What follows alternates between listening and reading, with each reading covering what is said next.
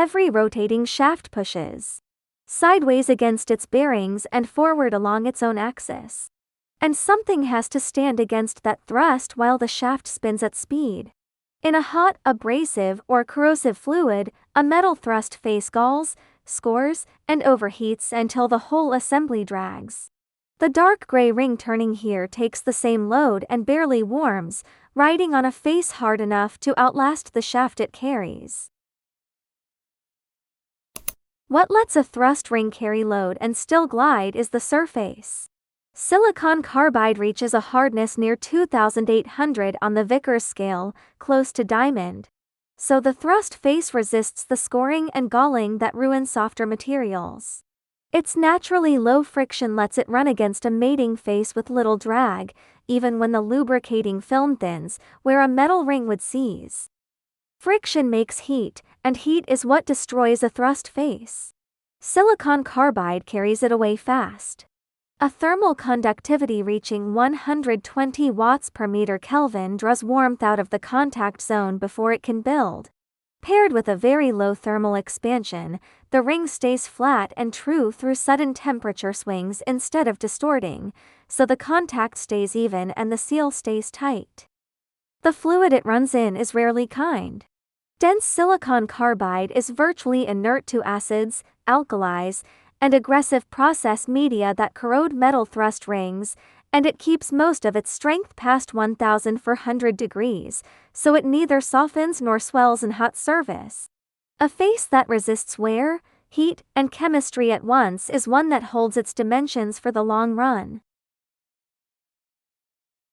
All of it grows from the bond. Silicon and carbon share electrons in strong covalent links, packing into a rigid lattice nearly as hard as diamond and almost chemically indifferent. For a thrust ring, the pressureless sintered grade is usually chosen. Pure, fully dense silicon carbide with no free silicon, giving the highest hardness and the cleanest, most polishable face. 3 physical traits make that lattice perfect against a moving face. Its surface can be lapped to a mirror flat within a few light bands, so 2 rings ride on a microscopic film instead of metal to metal. It conducts heat almost like a metal, pulling friction's warmth away. And at about a third the weight of steel, it loads the shaft far less as it spins.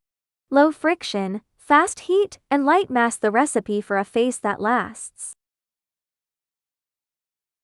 Because every seal stack is built around its own shaft, the thrust ring is machined to the assembly rather than to a standard. Inner diameters run from roughly 20 mm up to 85, outer diameters reach to about 120, and the color, height, and thrust face width are set to the load it must carry. The thrust face and bore are ground and lapped to a tight tolerance so the ring seats square and shares load evenly. From there the detail follows the design. Drive keyways or flats to stop rotation, single or double steps to register against the housing, a mirror-polished thrust face for low leakage running, and a silicon carbide grade chosen for the speed, load, and chemistry. Whole rings can even be replicated from a sample or drawing when an original is worn.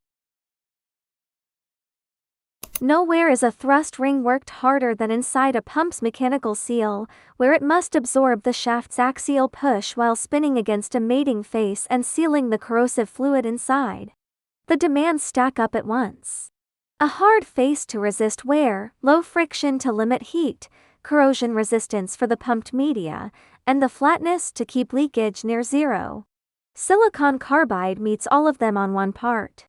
It carries the thrust without galling, sheds the friction heat before it distorts the face, and stands up to acids that would pit a metal ring. Hour after hour, the seal stays tight while the shaft keeps turning. Crucially, the smallest face in the seal is the one deciding how long the pump runs between rebuilds.